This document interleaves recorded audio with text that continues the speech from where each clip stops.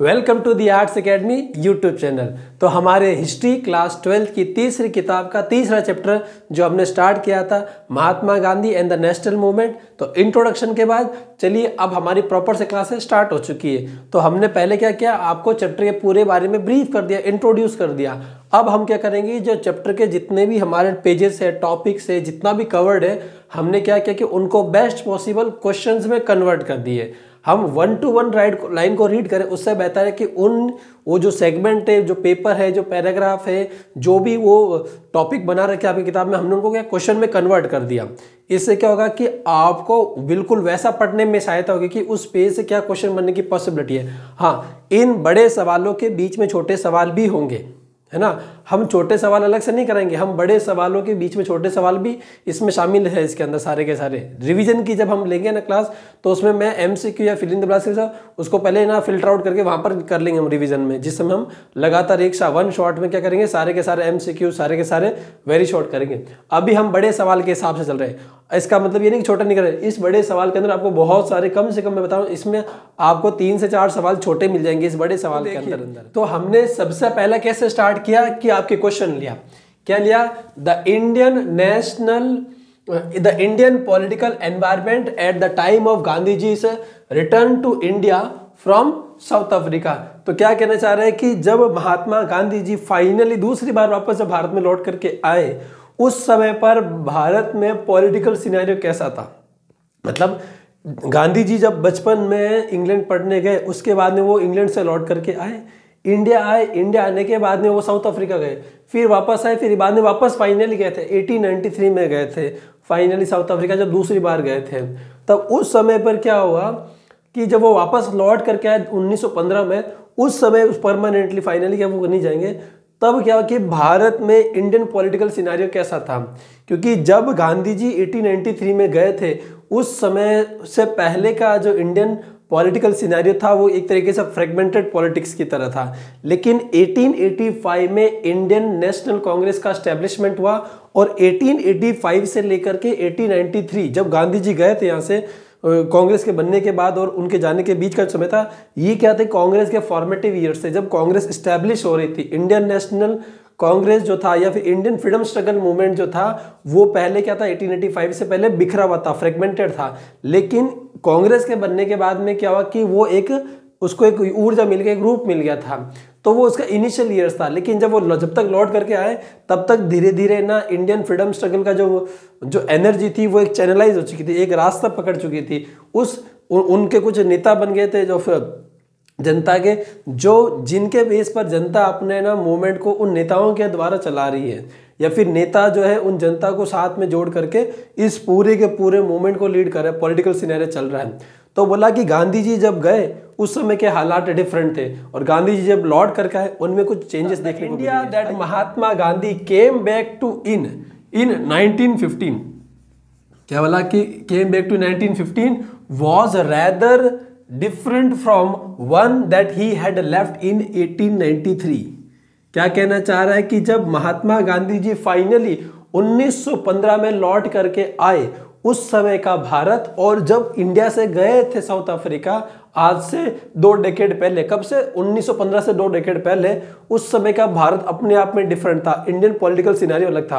अब यहां से आपका एक सवाल आता है, क्या कि फाइनली महात्मा गांधी जी कौन से साल में भारत लौटे थे। तो आपका आंसर है 1915। ये आपके 2 एमसीक्यू में आ सकता है, वेरी शॉर्ट में आ सकता है, या फिर आपके फिलअप में भी आ सकता है, कहीं पर भी आ सकता है। तो इससे क्या होगा कि आपका ये छोटा सवाल कवर हो गया, ठीक है ना। तो ये वाला एक सवाल हमारा कवर अप हो चुका है इसके अंदर 1915 वाला, क्योंकि ये लाइन दे रखी, 2 बार मेंशन किया हुआ है कि महात्मा गांधी जी कब भारत लौटे थे, 2 बार, एक बार स्टार्टिंग में मिलेगा, एक बार थोड़ा नीचे बीच में मिलेगा आपको। इसीलिए इंपॉर्टेंस है इस लाइन का 1915 वाला। तो छोटा सवाल भी आ गया और बड़े सवाल के अंदर इंक्लूडेड है। तो बोला दोनों अलग है, पहले का और आए तभी का। बताया था कि 1885 में कांग्रेस का जस्ट एस्टेब्लिशमेंट हुआ था, बॉर्न हुआ था, जन्मी थी, ठीक है ना। लेकिन अब जो गांधी जी जब लौट करके आए हमारे भारत में, उस समय पर मतलब आपके साल हो चुके लगभग 30 साल। इन 30 ईयर्स के अंदर भारत में बहुत कुछ चेंज हो चुका है। इन 30 ईयर्स में भारत में बहुत कुछ चेंज हो गया। कैसे कि जो इंडियन नेशनल कांग्रेस बना, इसकी जितनी भी छोटी छोटी यूनिट्स है, इसके छोटे छोटे जो डिविजन्स है, जो ऑल ओवर इंडिया में फैल चुके हैं, है ना। कांग्रेस उस समय पर एक पॉलिटिकल पार्टी नहीं थी। At that point of time Congress was a movement. आज़ादी से पहले कांग्रेस कभी भी एक पॉलिटिकल पार्टी नहीं थी, बल्कि वो एक आंदोलन का स्वरूप था, वो एक आंदोलन का रूप था, वो एक भारतीय राष्ट्रीय संघर्ष का चेहरा था कांग्रेस मतलब लोगों की फ्रीडम स्ट्रगल का एक वे है। तो बोला कि जो कांग्रेस की जो ब्रांचें हैं, मतलब जो फ्रीडम स्ट्रगल के जो इंडियन नेशनल कांग्रेस जो पार्टी है, उसके मल्टीपल जगह पर क्या है कि अलग अलग छोटे छोटे ब्रांचें खुल चुकी है। मतलब कि आपके ऐसा नहीं कि सिर्फ दिल्ली, ऐसे कि दिल्ली, पटना, मुंबई, अहमदाबाद, यहाँ पर नहीं, इनके बियॉन्ड भी बहुत सारे अलग अलग शहरों के अंदर है ना, कांग्रेस ने अपने आप को इस्टेब्लिश कर लिया, प्रॉपरली सीमेंटिफाइड कर लिया, मजबूत कर लिया है, और हर जगह पर कांग्रेस का अस्तित्व है। इसका मतलब क्या है कि अगर दिल्ली में कोई मूवमेंट होता है, अगर मुंबई में कोई मूवमेंट होता है, अगर कोई अहमदाबाद में कोई मूवमेंट होता है, अगर कलकत्ता में कोई मूवमेंट होता है, तो अभी इसे मूवमेंट सिर्फ यहाँ पर नहीं रुकेगा कि इनकी जो सब डिविजनल ब्रांचेस हैं, जो इनसे नीचे है, उन सब जगह पर ये मूवमेंट फैलेगा। और जो मूवमेंट जब होगा, अब पैन इंडिया लेवल पर होने लग जाएंगे। मतलब पैन इंडिया मतलब अखिल भारतीय स्तर पर होने लग जाएगा। इसका दूसरा निरीक्षण क्या हुआ, सेकेंड पॉइंट कहना चाह रहा है कि अब से जितने भी मूवमेंट्स होंगे इंडियन नेशनल कांग्रेस के द्वारा जो करेंगे, वो हमारे बहुत सारे शहरों में फैला हुआ है, तो मतलब वो पूरे भारत में उसका इंपैक्ट आएगा। तो ये एक नया चेंज है क्या कि अब मूवमेंट बहुत बड़े बड़े होने लगते हैं, उसका इंपैक्ट पूरे इंडिया पर आता है। तो ये कहना चाह रहा है, दस थ्रू स्वदेशी movement of 1905 to 7 it had greatly broadened its appeal among middle classes। यहां पर एक चीज आई है, स्वदेशी मूवमेंट। ऐसा क्या हुआ कि हमें स्वदेशी मूवमेंट करना पड़ा, और ये 1905 में ही क्यों? Why it did happen in 1905 to 7।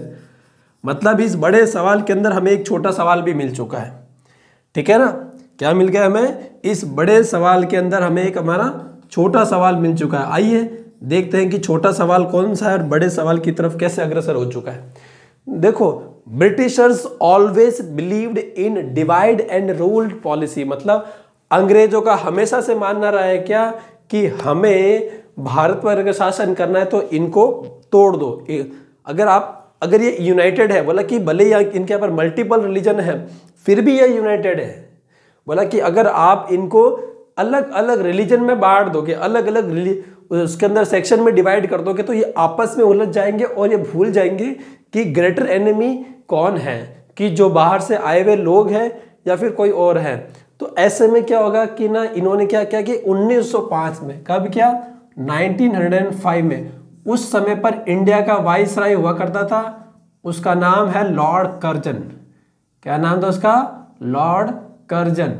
उसने क्या किया कि जो हमारा उस समय का जो बंगाल था, अब बंगाल क्या आज वाला बंगाल है? नहीं, उस समय के बंगाल में और आज के बंगाल में जमीन आसमान का फर्क है। मतलब उस समय का बंगाल मतलब आज का पूरा बंगाल, उस समय का बंगाल मतलब क्या है कि आज का पूरा बंगाल, ठीक है, प्लस इसके अंदर आज का पूरा Bihar, plus some part of Chhattisgarh, some part of Chhattisgarh and plus Assam. इतना बड़ा हुआ करता था उस समय पर बंगाल तो बहुत बड़ा हुआ करता था। मतलब कहता है कि मुगल पीरियड के समय की बात कर रहा हूं, ऐसे कहते थे कि मुगल पीरियड के समय पर पूरे इंडिया का जितना भी रेवेन्यू कलेक्शन होता था, उसका 50% रेवेन्यू कलेक्शन सिर्फ और सिर्फ बंगाल से आता था। इसका मतलब आप देखो ना कि जब हमें ना ब्रिटिश कॉन्क्वेस्ट ऑफ इंडिया भी पढ़ते हैं ना, तब हम क्या करते हैं, बैटल ऑफ पलासी पढ़ते हैं हमेशा, 1757 वाली। क्यों? क्योंकि उस जो बंगाल पर कब्जा करेगा उसका ऑल ओवर इंडिया में कब्जा रहेगा। तो इन्होंने क्या किया कि 1905 में बंगाल को दो हिस्सों में डिवाइड किया, east Bengal and west Bengal. अब आया समझ में कि वेस्ट बंगाल इंडिया के ईस्ट में होने के बावजूद उसका नाम वेस्ट बंगाल क्यों है? क्योंकि उस समय पर जो डिवाइड किया तो उसका जो ईस्ट वाला जो हिस्सा था, जिसको हम प्रेजेंट डे बांग्लादेश के नाम से जानते हैं, वो उस तरफ में था, और ये वाला हिस्सा जिसको हम आज वेस्ट बंगाल बोलते हैं, ये वेस्ट में था, इसलिए इसको बोलते हैं वेस्ट बंगाल। तभी कई लोग कहते हैं कि ईस्ट में है तो वेस्ट क्यों है, लॉजिकली साउंड नहीं करता। लॉजिकली साउंड करेगा, आपको 110 साल पीछे जाना पड़ेगा, तब आपको समझ में आएगा कि लॉजिकल साउंड करता है या नहीं करता है, ठीक है। तो ऐसे में इन्होंने क्या किया कि इन्होंने रीजनिंग क्या दी, बोला कि it is a very hard और it is a very difficult to manage such a big administrative structure. बोला कि बंगाल अपने आप में एक बहुत बड़ा क्षेत्र है, ऐसे में यहाँ पर प्रशासनिक व्यवस्था संभाल पाना बहुत मुश्किल होता है। तो हम क्या करें कि ना बंगाल को 2 हिस्सों में डिवाइड कर रहे हैं ताकि हम काम को आसानी से कर सके।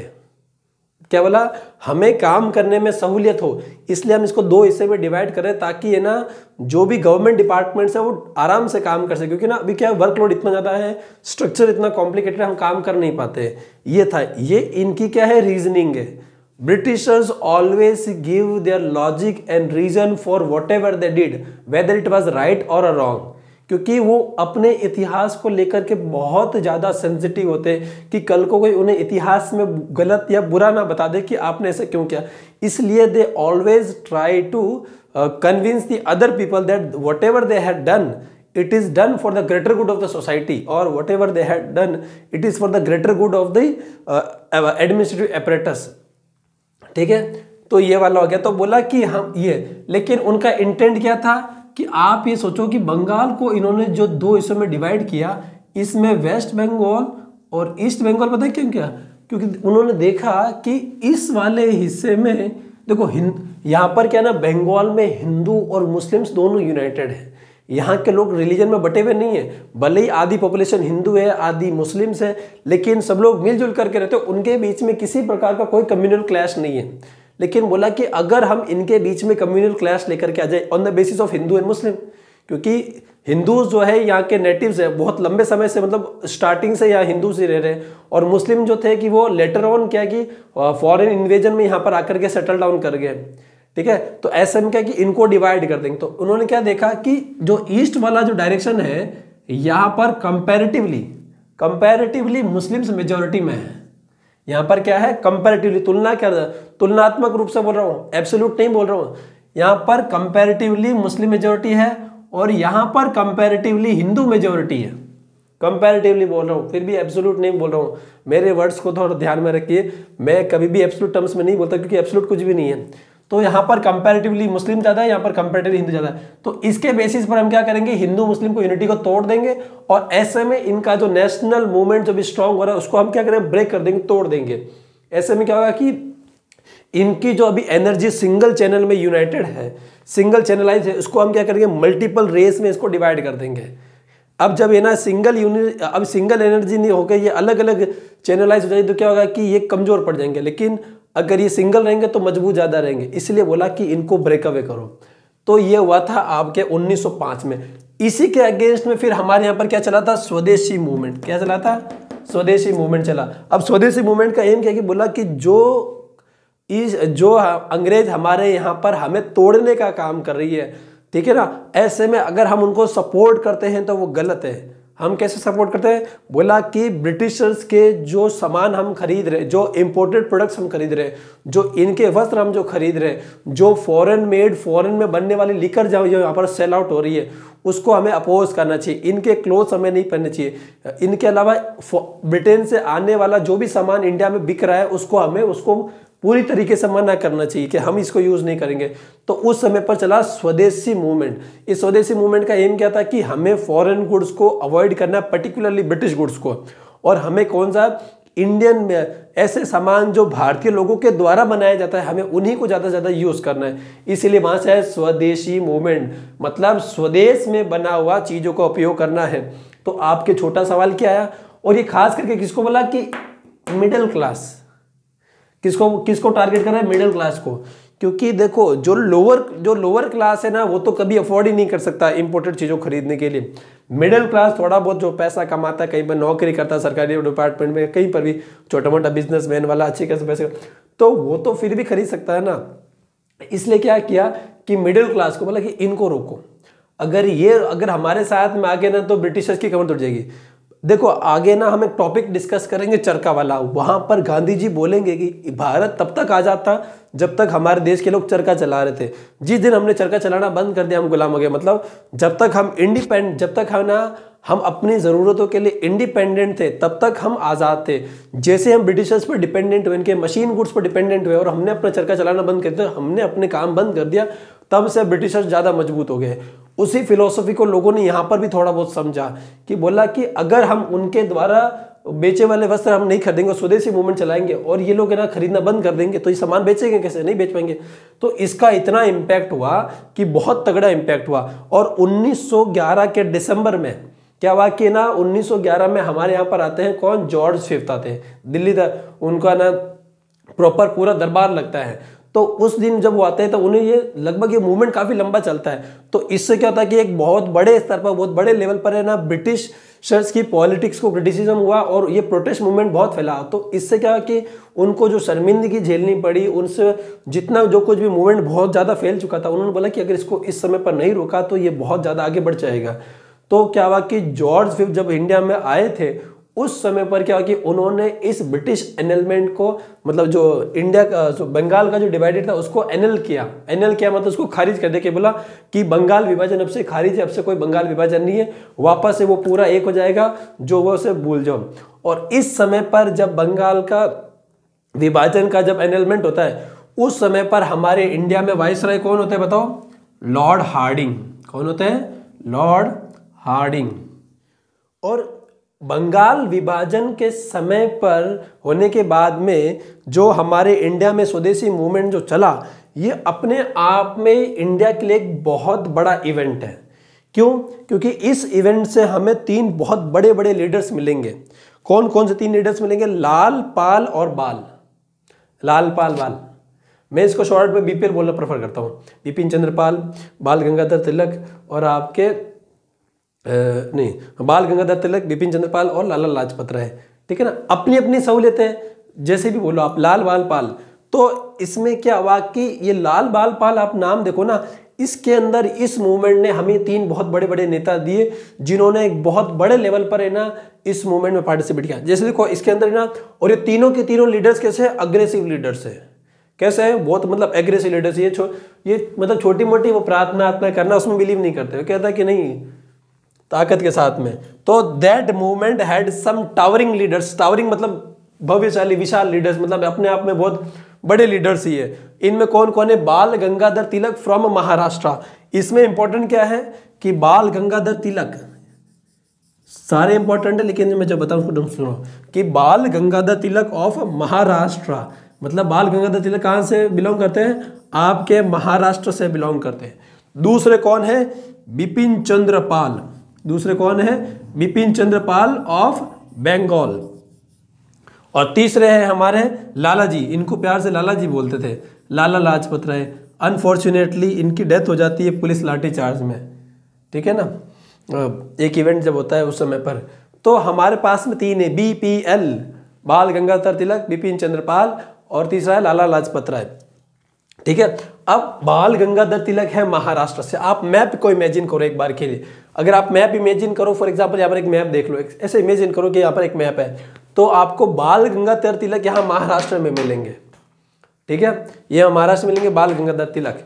दूसरे मिलेंगे आपको बिपिन चंद्र पाल यहाँ पर वेस्ट बंगाल में। ठीक है, और तीसरे मिलेंगे आपको लाला जी यहाँ पर, लाला लाजपत राय पंजाब में यहाँ पर। तो आप ये देखो तो सही, मतलब है ना, ये 1, 2 और 3, मतलब ये पूरा का पूरा नॉर्थ इंडिया कवर कर रहे हैं यहाँ पर। ये क्या कर रहे हैं? पूरा का पूरा नॉर्थ इंडिया कवर कर रहे हैं, मतलब लगभग आपका 50% ऑफ इंडिया कवर कर रहे हैं ये 3 लोग। तो ये दिखाता है कि भले ये डिवीजन हुआ बंगाल में, कहां पर हुआ? ये डिवीजन हुआ बंगाल में, लेकिन जो एग्रेसिव और बहुत बड़े बड़े लीडर्स है वो आपके महाराष्ट्र, वेस्ट में महाराष्ट्र, नॉर्थ में पंजाब से लाला जी, और आपके ईस्ट में बिपिन चंद्र पाल है। तो मतलब ये अपने आप में ये दिखाता है कि ये मूवमेंट कितना पैन इंडिया पर फैला हुआ था। ये जो मूवमेंट था इसकी जो एक्सेप्टेबिलिटी थी वो पैन इंडिया लेवल पर थी। ये तीनों अलग अलग दिशाओं से बिलोंग करते। तो ये भी दिखाता है कि स्वदेशी मूवमेंट अपने आप में पैन इंडिया ले चुका है। तो आप ये देखोगे कि गांधी जी के आने के समय से पहले एक छोटी जो मतलब प्लेटफॉर्म रेडी था उनके लिए। क्या था? एक प्लेटफॉर्म ऑलमोस्ट रेडी हो चुका था कि मतलब जनता अब एकदम प्रिपेयर्ड है उनके लिए। किसके लिए? गांधी जी के लिए, जो गांधी जी यहाँ पर स्टार्ट किया। क्योंकि ना एक रूप मिल चुका है, एक ऊर्जा आ चुकी है, उस ऊर्जा को लोगों ने चैनलाइज कर लिया, एक दिशा दे चुके हम। किसके द्वारा? स्वदेशी मूवमेंट के द्वारा। पॉइंट की तरफ बढ़ चुके हैं। कौन सा वाला? इस पॉइंट के। देखो, nationalist were divided into 2 distinct groups like aggressive और non moderates. Aggressive non moderates, इसमें कौन कौन है? लाल, पाल और बाल। अभी जस्ट डिस्कस किया, लाला लाजपत राय, बिपिन चंद्र पाल और आपके Bal Gangadhar Tilak. Whereas moderates group was led by, बोला कि जो मॉडरेट्स है, जो उदार है, नम्र है, तो जो मॉडरेट्स है इसका नेतृत्व कौन कर रहे हैं? गोपाल कृष्ण गोखले एंड मोहम्मद अली जिन्ना। तो अब क्या कह रहे हैं कि ना, जब गांधी जी भारत में आए थे उस समय पर इंडियन फ्रीडम स्ट्रगल का जो मूवमेंट था, जो नेशनलिस्ट थे, जो राष्ट्रवादी जो लोग थे, भारत की आज़ादी के लिए जो संघर्ष कर रहे थे, वो बेसिकली आपके ना दो स्ट्रीम में फैले हुए थे। मतलब ये कि समझो कि एक भारतीय राष्ट्रवाद का जो आंदोलन है वो एक पेड़ है, और इस पेड़ की दो भुजाएं निकली हुई है। एक को हमने बोला मॉडरेट्स, जो है उदार है। दूसरे हैं आपके एग्रेसिव या नॉन मॉडरेट्स, जो मॉडरेट्स नहीं है, इनको हम एग्रेसिव भी बोलते हैं, नॉन मॉडरेट्स भी कहते हैं, और आपके मिलिटेंट ऑपोजिशन भी बोलते हैं। लेकिन हम ये वर्ड यूज नहीं करेंगे, हम यूज करेंगे आइदर नॉन मॉडरेट्स और एग्रेसिव। किन के लिए? लाल पाल बाल के लिए, और मॉडरेट्स दूसरा वाला। तो बोला कि मतलब यहाँ पर दोनों तरह के लोग हैं, अग्रेसिव भी है और नॉन एग्रेसिव भी है। मॉडरेट्स मतलब ऐसे लोग भी जो चिट्ठी लिख करके ना परसुएड करते हैं अलग तरीके से, और दूसरी तरफ में आपके पास में एग्रेसिव लीडर्स भी है, लाला लाजपत राय, बिपिन चंद्र पाल और बाल गंगाधर तिलक जैसे। तो हमें देखो, कभी भी कोई भी चीज़ परफेक्ट नहीं होती है कि एक ही चीज़ परफेक्ट। देखो, आपको हर प्रकार की चीज़ें होनी चाहिए, है कि नहीं है? जैसे आपने देखा होगा अभी नीतीश कुमार रेड्डी है, बहुत अच्छा खेलता क्रिकेट, अभी रिसेंटली उसने सेंचुरी बनी, कितना यंगेस्ट है, उसका पहला टूर है, 21 साल की उम्र है, बॉलिंग भी बहुत अच्छी कर लेता है, बैटिंग भी बहुत अच्छी कर लेता है, एग्रेसिव है। और देखो ना, ऐसे कह रहे कि वो टेस्ट क्रिकेट में हार्दिक पांड्या का रिप्लेसमेंट एक तरीके से, क्योंकि ना इरफान पठान के बाद हमें टेस्ट क्रिकेट में और वैसा ऑलराउंडर, फास्ट बॉलर ऑलराउंडर नहीं मिला है। उसी प्रकार से क्या ना कि देखो, आपको ना कभी भी कोई चीज़ परफेक्ट नहीं हो सकती, इसलिए आपको हर प्रकार की चीज़ को एब्जॉर्ब करना पड़ेगा। तो इसी तरीके से क्या कि ये हमारे लिए ना, तो हमें ऐसा आदमी, ऐसे खाली बैट्समैन, अगर हम कहते हैं भाई खाली बैट्समैन जैसे विराट कोहली, रोहित शर्मा है, लेकिन हमें एक टैलेंडर पर भी तो ऐसा चाहिए ना कि जो बैटिंग भी कर ले, बॉलिंग भी कर ले, फील्डिंग भी अच्छी कर ले। उसी प्रकार से नेशनल मूवमेंट में भी हमें सब प्रकार के लोग चाहिए, अग्रेसिव भी चाहिए और है ना आपके मॉडरेट्स भी चाहिए। कि भाई कई बार होता है ना कि आप अपने घर परिवार में देख लो ना, अगर पापा अगर डोमिनेंट होंगे, फादर, तो मम्मी क्या होता है? उदार होगी, मम्मी समझाने में रहेगी, पापा एकदम मतलब एक आपके पेरेंट्स में हमेशा सिक्के के दो पहलू होते हैं। हमारे पेरेंट्स भी सिक्के के दो पहलू होते हैं, एक होता है बहुत एग्रेसिव, कभी भी पेरेंट्स दोनों नॉर्मल पेरेंट्स कभी भी दोनों पेरेंट्स एग्रेसिव नहीं होंगे। दोनों पेरेंट्स जो आपके ना मदर फादर है, दोनों मॉडरेट नहीं होंगे, दोनों में से एक हमेशा एग्रेसिव रहेगा, जो एकदम डरा के मतलब एकदम पकड़ के रखेगा, दूसरा क्या समझाने में रहेगा।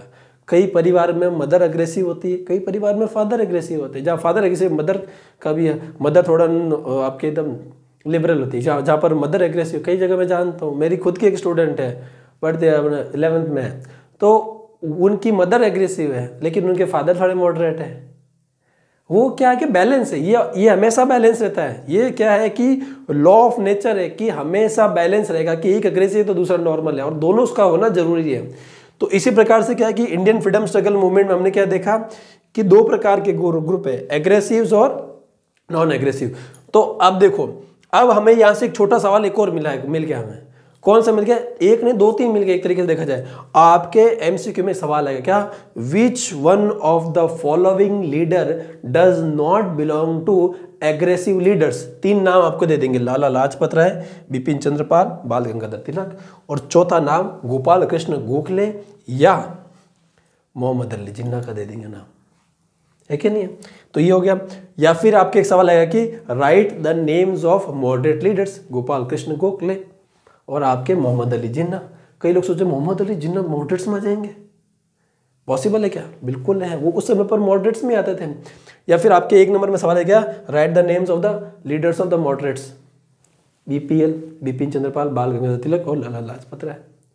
या आपसे एक नंबर का सवाल आ जाएगा क्या, मॉडरेट्स की डेफिनेशन क्या? मैंने पिछले वाले इंट्रोडक्शन वाले में आपको दे रखा है, इससे पहले वाला जस्ट वीडियो है ना इंट्रोडक्शन वाला, an introduction into Mahatma Gandhi वाला, उसके अंदर मैंने मॉडरेट्स की डेफिनेशन पूरी बता रखी है। आप वहाँ पर देख लेना एक बार वापस, अगर याद नहीं है तो ये है हमारे यहाँ का सिचुएशन महात्मा गांधी जी से आने से पहले का।